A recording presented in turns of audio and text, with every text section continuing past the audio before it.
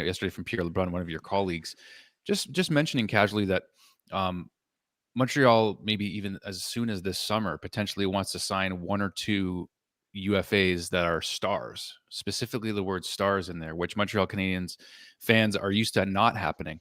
We don't typically sign the big names, but now all of a sudden we got this coach named Marty St. Louis here.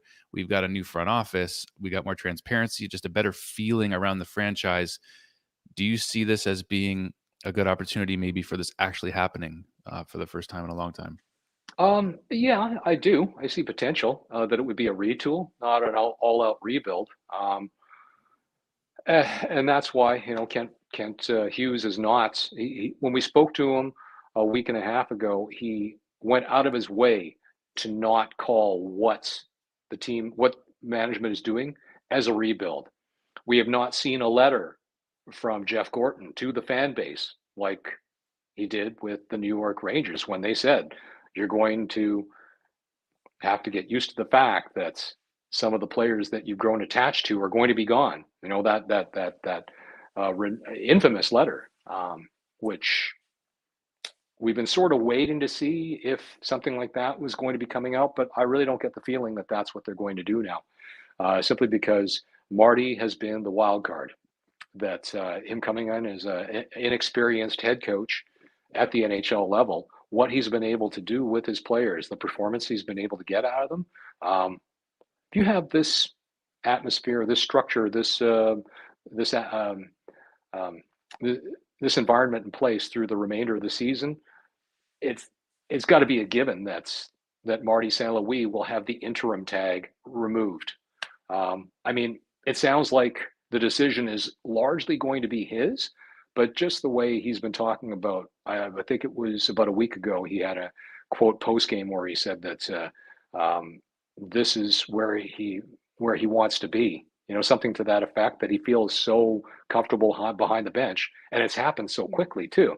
Now, of course, he's going to go through rough patches. Everybody does, but the fact is that if this was a test balloon in circumstances where there was low pressure, the Canadians they've rolled the dice. They took a calculated risk in hiring Marty St. Louis, but because there was nowhere to go but up, literally, because they still are at the bottom of the NHL standings. But the fact is, this was the perfect opportunity to take a risk like this, and I think that they're going to really see it's going to pay off in dividends, if not in the short term, in the midterm as well. And so, yeah, the fact uh, that Marty being potentially the type of coach that players outside of the organization might want to come and play for, Kent Hughes. And I know fans are going to get excited and make the connection, take the leap that guys like Chris Letang and Patrice Bergeron. I'm not floating this. These are just the facts. These guys were former clients of Kent Hughes. People are going to put them on their wish list and believe that there's a shot. Maybe I really couldn't speak with any sort of certainty or veracity to the possibility of those players wanting to leave their teams. They've been lifers with the Penguins and Bruins to come here. But it sure makes for interesting conversation between now and July 13th because, yeah, if the Canadians finish on a high, then there's no reason to believe that they shouldn't go after a big name. Johnny Gaudreau, for that matter. He'll be the biggest name on the market this summer if he decides that it's time to move on from Calgary.